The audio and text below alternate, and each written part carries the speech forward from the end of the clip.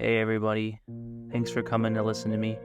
With that said, I have some awesome horror stories involving social media for you to listen to. With that said, I'm so appreciative of the comments, the likes, and the subscribes to the channel. It means everything to me, and I hope you guys enjoy my content and also hope to the future. With that said, enjoy. So the circumstances happened in 2020 when everyone was in quarantine. I'm a girl and I was 13 when this story took place. Because everyone was stuck inside, I had started searching for new things to try and keep myself entertained. I remember this game on the computer that I used to play, and I decided to play that, as there was nothing else to do. It was an older game, not so many people knew about it, or really played it much, anymore at least. There was also enough people on the server, though to not have to wait too long to start a game. I had met some nice people on there, and for the most part, it was great. I had a lot of fun playing, and I looked forward to it every day. I had my name as my username. I just spelt it a little different, for safety still. I got a lot of attention for being one of the only girls playing. I only met 3 other girls in the months that I played the game. I know this is stupid, but I would tell people my real age when they asked. I remember thinking it was funny seeing their reactions to being a 13-year-old girl playing a game that had mostly 18 to 30-year-old guys on it. I never had a problem with it though, until this one guy. I joined a random game like any other day and chatted with the people in the lobby. As I waited for it to fill up and start the game, this one guy started talking to me. We'll call him D. D kept making jokes, and at the time, I thought he was really funny. We played together, and that was that. The next day I saw D was online, so I joined the game. He was, and this continued on, and we played with each other all day, every day. We had started talking to each other quite a lot, and he had started asking me more personal questions. He asked where I lived, and stupidly I told him. I only said that what state I lived in, but I still really feel dumb for that now. I asked him where he lived, and he had told me continent in Asia. I won't say the name for privacy reasons. I asked him how old he was, to which he said he was 26. And he asked how old I was, and I told him. D seemed surprisingly fine with that, almost happy about it. I remember him making a joke saying he's old enough to be my dad. I thought it was funny at the time, but looking back, I know how weird and disturbing that is. As the days went on, I noticed Steve started flirting more and more with me.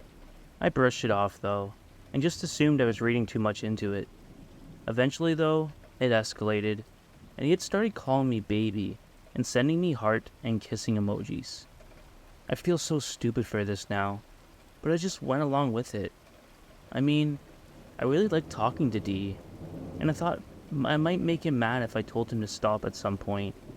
D started calling me his girlfriend. He had never even asked me to be his girlfriend, but again, I just went along with it. I remember some people in the lobby saying that it was weird, and he was creepy, but I ignored them. I really wish I just listened. D started saying some sexual and really inappropriate stuff to me, and also saying everything he wanted to do to me. And as a 13-year-old, I'll admit, I didn't even understand everything he was saying.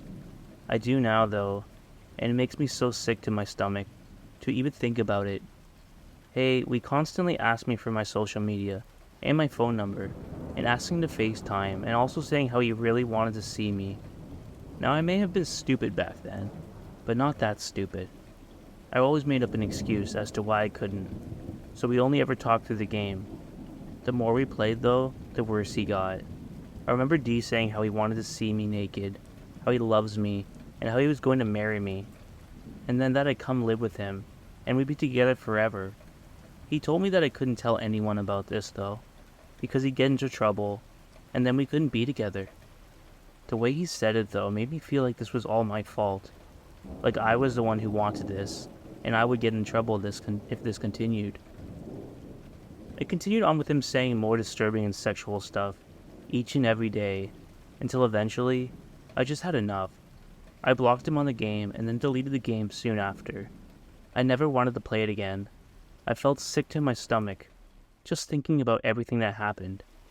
I haven't heard from him since then. thank God. But I still think about him sometimes, and I wonder what would have happened if I really gave him my social media. Something that still bugs me though, is I live in a pretty small state, and my name isn't super common. You can find stuff on Google just by searching my name and state. Part of me is still paranoid that he'll show up someday, looking for me. I know this wasn't super scary, but this experience still haunts me to this day. Please, everyone listening, be smart and don't make the same mistakes that I did. I never told anyone in my personal life this story, because I feel so stupid for not realizing he was a creep sooner, but hopefully someone out there can really learn from my mistakes, and stay safe out there, guys. I never put too much thought into who views my Snapchat story. I post random pics and videos of my everyday life that I don't care if people see. Most views come from friends from school or camp, but last week I started noticing one username popping out first on every story. Kitty Lover, 1,000. At first I figured it was just some random person who added me from quick ad, but then I realized I didn't recognize the name at all. None of my friends or followers. I checked my contacts and recents. No Kitty Lover. Strange. I asked around, but no one else knew them. I considered just deleting this mystery viewer, but my stories didn't have anything too personal, so I wasn't worried. Probably just some bored person quick adding people to follow.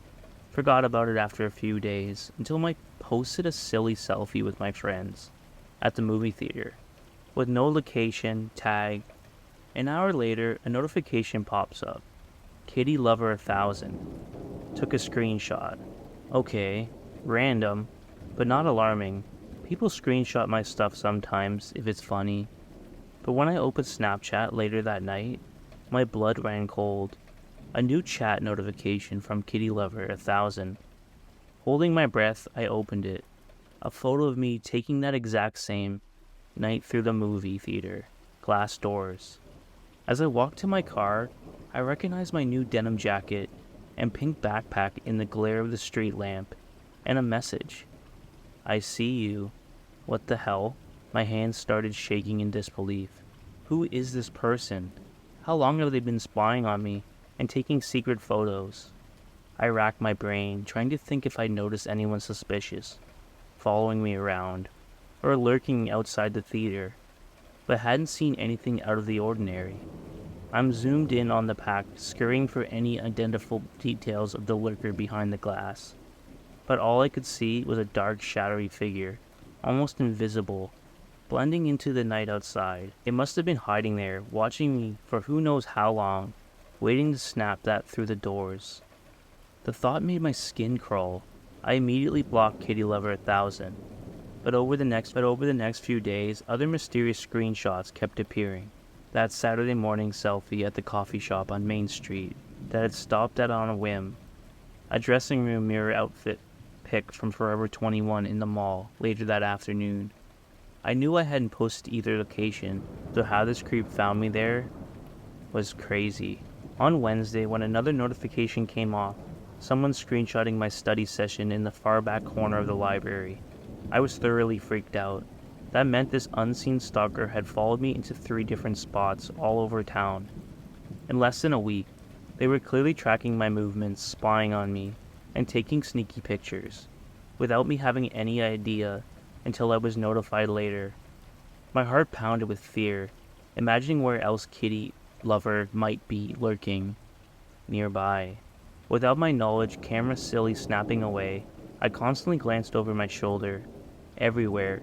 I went weary of every face in my vicinity, but I never noticed anyone who looked familiar or out of place.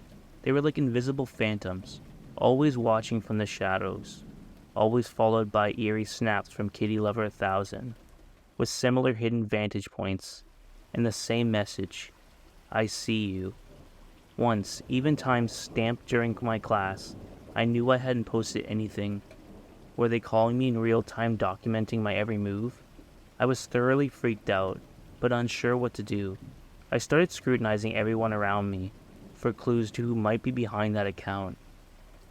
Eyeing every notification, jumping at shadows behind me, having trouble eating or sleeping with nerves on edge. I knew I should tell someone, but felt paranoid. They think I was crazy. It all came to a head yesterday, after another normal afternoon at home, doing laundry and binging Netflix. Later that night, I posted a selfie of my fresh manicure, sparkles on point, pic, just for fun. An hour after, I gone to bed. My phone buzzed with a new snap from you-know-who. I peered nervously out from under my blankets before tapping the notification. It was a photo of me asleep, in the glow of my pink fairy lights, zoomed in tight on my face, but unmistaken. My room, the angle even showed my manicure hand curled under my cheek, and the familiar taunting caption, "I see you." I lost it, screaming. I leaped out of bed to slam shut my curtains, gasping and whirling around, looking for any sign of intruder who was doing this. How did they get access to literally watching me sleep, in my own room? Were they here right now? I burst out of my house in tears, running down the street, barefoot, to bang on my friend's door until her dad opened up. Probably thought I was crazy based on whatever garbled explanation I choked out. But they let me inside to calm down and borrow their phone, to finally call the police. Heart still hammering with panic as the cops searched around outside my creepy dark house. I unloaded the whole bizarre stalking side to a sympathetic officer. I unlocked my phone to show him the latest horrifying snap, and shaking, but when I opened Snapchat, nothing new. No new chat alerts.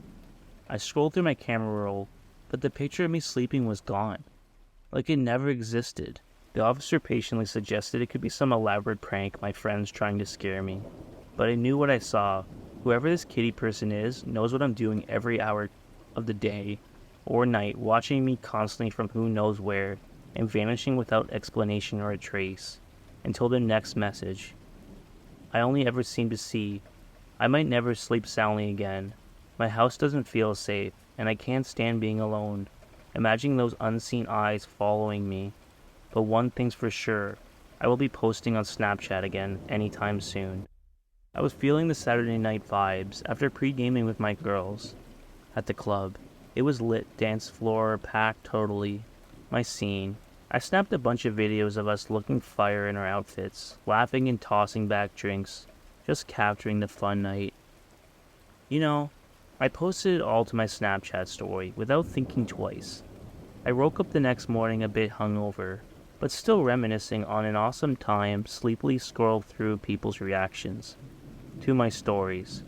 The Queen's comments from my besties, some flamed emojis from random guys in my class, my cousin hyping how good I looked. Typical party hype. Then I noticed an unfamiliar username had screenshot one snap. It was a pic I didn't even remember posting from the Uber on the way home. One of those ugly Ed moments, mid-laugh eyes half closed, mouth wide open. I immediately felt embarrassed. It was definitely not my best look. I posted so freely when I was out partying, the last thing I wanted was evidence floating around of messy after-hour moments for people to laugh at. But I figured just one bad screenshot, no big deal. I forgot about it, moving on with my day, until later that evening when my phone lit up with a Snapchat notification from a username I didn't recognize. Bullside12. Figure it was just some random trying to slide into my DMs. I opened it without expecting much, but what I saw made my stomach drop. It was a screenshot, the stupid mid-Uber pic I hated, cropped to focus right on my dirt face. No message, which almost made it creepier. Just a photo, like they were saying I have this now. I immediately got paranoid. Who is this person, and why did they specifically save my worst selfie ever? I was typing to ask just that when another snap popped up from them, this time a typed message. Wouldn't want this getting out, would you? My heart started pounding. Wait, what, were they threatening me with that emoji over something as minor as an unflattering picture? Freaked out, I replied, "Who is this?" The next few moments waiting for their response felt unending. Finally, those ominous bubbles popped out. Doesn't matter who I am. What matters is that I have this lovely screenshot now saved on my phone. Which would be a real shame if I was to accidentally send it to everyone in your contacts. I even posted on a certain social media fever. I stared at my phone in disbelief. They had to be bluffing, right? But the creeping dread in my gut told me otherwise. They clearly had saved the ugly pic to you against me for what exactly? Humiliation, revenge, something more sinister? When I didn't respond right away after another message followed, if you want this going viral, it'll cost you, let's say $500 to cover it. Rage and panic rose in my throat. I couldn't believe this was happening. I tried back furiously with shaking hands. Why are you doing this? I don't even know who you are. How dare you try to extort me over some random ugly picture? I'll call the cops if you send it to anyone, I swear. Their response nearly made my heart stop. Poor sweet innocent girl. You really think the cops will help you by the time they track me down? Your pics will be all over school and online. Forever. Once things hit the internet, they never go away. So I suggest you pay up unless you want the whole world laughing at you. I felt myself hyperventilating with fear. This was my worst nightmare. Couldn't afford to hand over $500 over to this psycho creep. But if that horrid mid-last shot went viral for people to tear apart my social life, it would be over. I pleaded with them to leave me alone. I wailed. The bubbles ominously appeared as I typed back a response. Last chance. The message read, my finger hovered over the block button. Then suddenly my whole Snapchat had glitched and shut down. Frustrated, I tried reopening it, but my phone completely froze. By the time I rebooted it, minutes later, and got Snapchat working again, there was no sign of the disturbing chat. The chilling messages were gone. No notifications of anything being leaked. It's like the whole blackmail exchange never happened. Part of me worries that they somehow hacked me to erase the evidence on my end. But nothing strange had popped up since my ugly picture hasn't emerged anywhere. Either. Thank God. Maybe they took pity and decided not to send it. I don't know if I just got lucky or this creep just wanted to scare me. But now I triple check every picture I post anywhere. Paranoid that Bulai 12 or some other cyberbully might still be lurking, ready to use my own photos against me. I never snap incriminating stuff anymore. After a wild night, either one embarrassing screenshot was enough to teach you that lesson. For sure. Hey everyone, I hope you guys enjoyed those stories, and if you did, please leave a like, comment, and subscribe. You guys are amazing, and with that said, as always, stay